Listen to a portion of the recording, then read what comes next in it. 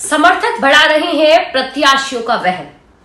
चुनावी खबरों में क्या क्या खास है, इस पर चर्चा करते हैं। चुनाव में कार्यकर्ता ही जीत दिलाते हैं और कार्यकर्ता ही हार का मुंह दिखाते हैं। यह बात हर प्रत्याशी मानने को भी तैयार है। और अगर श्रीगंगानगर विधानसभा की बात करें तो चुनाव प्रचार की कमान प्रत्याशी खुद, उनके परिजन और कार्यकर्ताओं ने संभाल रखी है। चुनाव मैदान में उतरे प्रत्याशियों को उनके कार्यकर्ता पल पल की खबर दे रहे हैं और वहीं सियासी हलचल पर वे पूरी मुस्तैदी के साथ नजर रख रहे हैं। यहां के मुख्य प्रत्याशियों का उनके समर्थकों ने वहम भी बढ़ा दिया है कि इस बार अपनी जीत पक्की है। इस तरह की चर्चाओं से उनके भी मन में जीत के लड्डू फूटने लग गए कि लग तो ऐसा ही रहा है।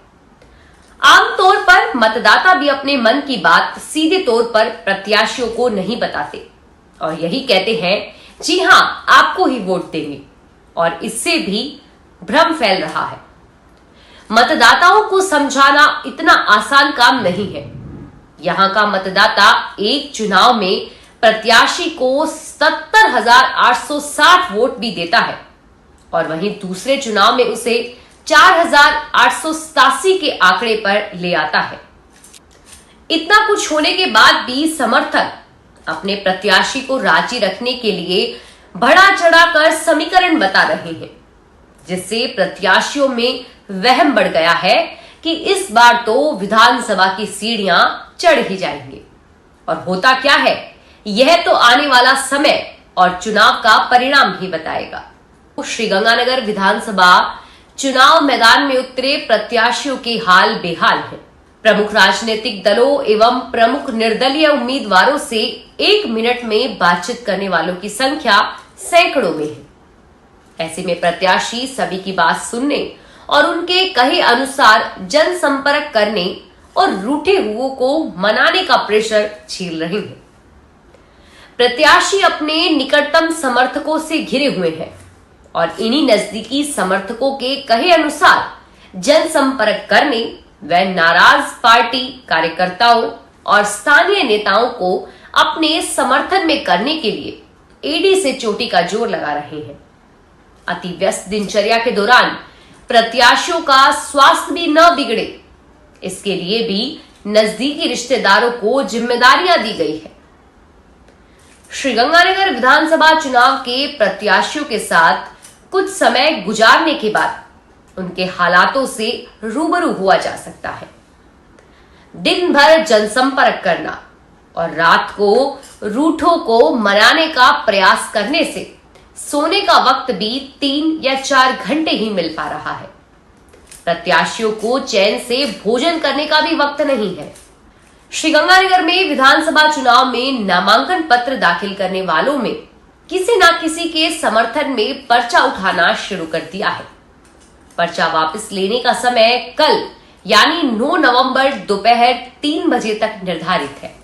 यह समय सीमा समाप्त होने तक कई नामांकन पत्र वापस होने की उम्मीद भी जताई जा रही है। श्रीगंगानगर विधानसभा क्षेत्र के रिटर्निंग अधिकारी कार्यालय से एक जानकारी मिली, जिसके अनुसार निर्दलीय उम्मीदवार मधुसूदन बिहानी ने अपना नामांकन पत्र वापस ले लिया है। मधुसूदन बिहानी भाजपा प्रत्याशी जयदीप बिहानी के भाई हैं। और बुधवार सुबह निर्दलीय उम्मीदवार मृदुल कामरा ने भी अपना नामांकन पत्र वापस ले लिया है। वह निर्दलीय उम्मीदवार जितेंद्र मोहन कामरा के बेटे हैं। चुनाव में फूलों की सबसे अधिक कदर, मालाएं महंगी हो गई। जी हां, श्रीगंगानगर विधानसभा चुनाव ने जैसे मतदाताओं की कीमत बढ़ा दी है, ठीक वैसे ही फूलों की कीमत भी बढ़ गई है।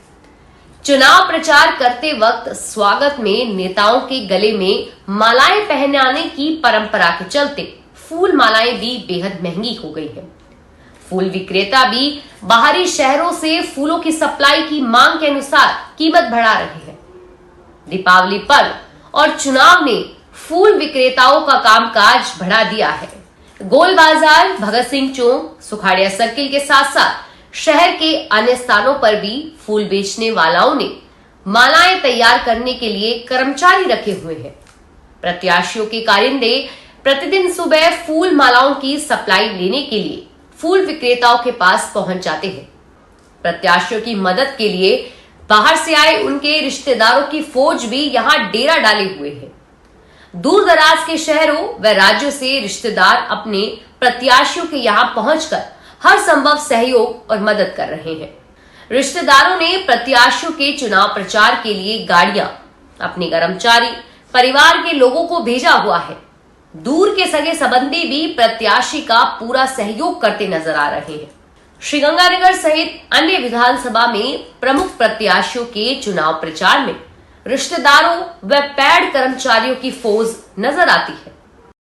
विधानसभा चुनाव की खबरें देखने के लिए आप फेसबुक और यूट्यूब पर एसबीटी लोकल चैनल को लाइक करें, सब्सक्राइब करें और देखते रहिए लोकल खबरों के लिए एसबीटी लोकल न्यूज। धन्यवाद।